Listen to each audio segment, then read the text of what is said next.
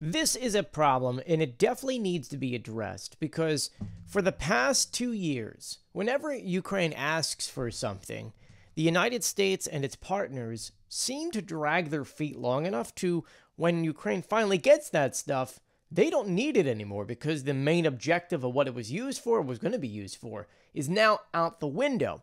And there was a new article that just came out from the Wall Street Journal talking about how, Ukraine's finally using F-16s, but the big takeaway is Russia has relocated 90% of their aircraft to bases beyond the ATACMS range.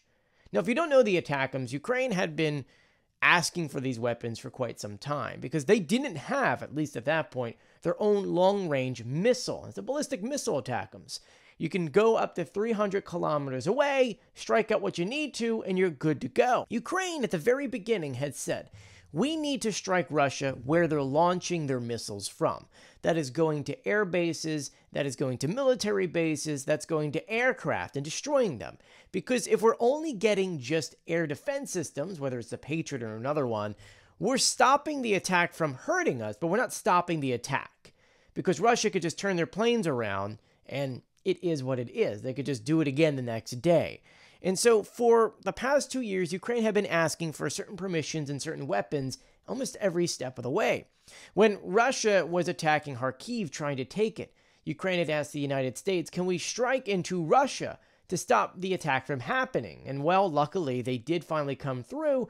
They stopped it from allowing Ukraine to be pulverized by the Russians who were shooting just over the border.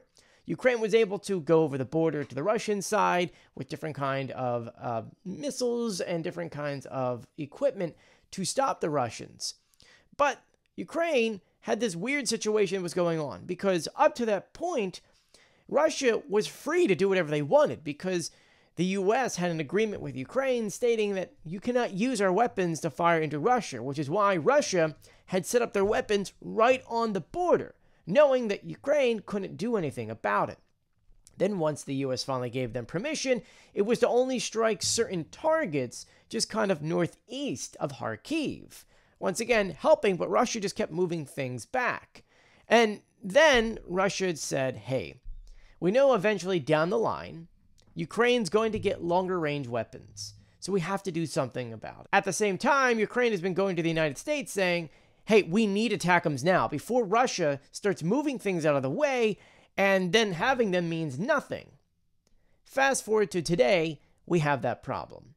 Because Ukraine has the technology. They're able to fire deeper and deeper into Russia, but they still need permission. And we've been waiting now for several weeks for the UK to say yes with their Storm Shadows, but they said, no, we need to wait on the United States so they can say yes.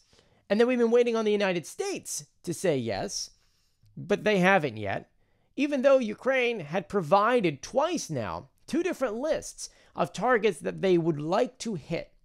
Something that is very unconventional because it doesn't really make much sense. If you give Ukraine the weapons, they should be able to strike what they want. But because they're trying to play ball here and trying to get the permission as fast as possible, they gave them that list to say, here you go. This is what we want to hit. Can we please hit this stuff now? And we don't have a green light yet. But now, according to an unnamed source, Russia has relocated 90% of their aircraft to other bases, making what, if the United States had said yes today, making what they would hit not be as effective, which is extremely upsetting because Ukraine from day one said, if we can just strike these air bases now that had at some point they had about 40 planes in some of these air bases, if they were able to destroy that stuff, then more Ukrainian lives would have been saved. Now they've moved them so far out, over 300 kilometers away. Now we're at the point to where having those ATACMS doesn't really mean much in terms of just striking the Russian territory. Though Ukraine could move some of those in different areas, but that's for a completely different story. When it comes to the unnamed source in this Wall Street Journal article, they state that launching ATACMS into Russian territory will have minimal impact today, which, once again, if Russia did move those aircraft, those air bases are abandoned, all of those military bunkers with ammunition in are now gone.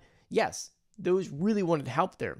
It says here that Ukraine is likely to achieve a greater success using its drones, which have been effectively targeting Russian targets inside of Russia for several months, and they're not wrong. Ukraine does have some top-notch drones. It was just announced earlier today that Ukraine had hit an oil depot inside of Russia that was over 1,200 kilometers away. Now, how much is that on fire? How much is that currently destroyed? We don't know yet. We always have to wait a day or two to figure out satellite imagery to see if there's a fire. But according to this report here, it says the attack caused a fire at 2 of the oil tanks. We just don't know if it exploded, if it's going to continue. Like that one fire in Russia has been going on now for, I think, 12 days. And Russia cannot put it out. They just can't. For some reason, they're unable to do so because it's just catching everything else on fire. When it comes to Ukrainian weapons, you have seen a lot of announcements just these past few days talking about Ukraine developing something. Whether it is the missile drone, which has already been used in a occupied territory, we just don't know exactly what, or maybe it is the brand new ballistic missile that was just tested the other day. Ukraine is coming together and doing their best to create these brand new products or these brand new weapons because they're also realizing it, that when it comes to the United States, they are going to be so delayed on giving permissions that they need to develop their own kind of missiles and weapons they can use anytime they need without asking Uncle Sam, hey, is this all right? Is this okay? Can I do this? Can I do that? And that's why you're seeing these other announcements, because you see the Wall Street Journal saying, well, even if the U.S. says, go right ahead and use it, it's not a threat to Russia. Well, now there is nothing for Russia to be upset about. You know, they're like, oh yeah, well, those don't mean anything anymore. But if Ukraine comes out and says, well, now we have weapons that we don't need permission for and we could strike you, Russia gets a little scared. And I think that's one technique that we're trying, or at least they're trying to do right now, that is trying to scare the Russian leadership into thinking that Ukraine can target almost everything and that they should be worried. And the more worried they get, the more closer they get to saying, you know what, guys, we should probably start negotiating now because we don't need you to take out X, Y, and Z. Though, it needs to be said, because a lot of people are kind of half and half about Ukraine striking oil depots. And the reason why is because it could make the price of oil go up in the world. But if we are able to do this very effectively, and Ukraine can take out these oil fields and hurt Russia's economy, Russia's more than likely to bow down. And I feel like Ukraine knows what they're doing here. They're some of the best top military in the entire world, as you could tell. They've destroyed a decent amount of the Russian army and military and Black Sea Fleet and all that without outside help in the terms of troops. They're doing it with, obviously, weapons provided by other countries, but they're so trained and know what they're doing that they are doing it with taking a fraction of the losses that the Russian has, and they're doing it very effectively. Look how much they got in Kursk in just 2 weeks versus what Russia had gotten in Donetsk. You know, Ukrainians are pushing forward while Russians they're pushing forward extremely slow. The last thing I just want to end with is the fact that we're seeing this cycle of the United States doing this. And if Ukraine can develop their own weapons and can cut off the oil supply for the Russians, they won't be able to make any more oil. They won't be able to store that oil. They won't be able to sell that oil to China, North Korea, and other countries.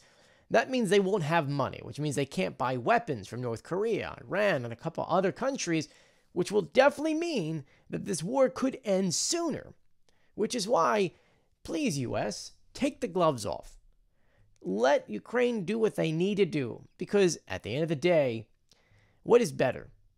Is it better to let this drag on, or to go full force into this, remind Russia how powerful the United States and other countries are, and finally bring peace to the world in terms of at least Russia? You got to put them in their place so they don't do this to other countries.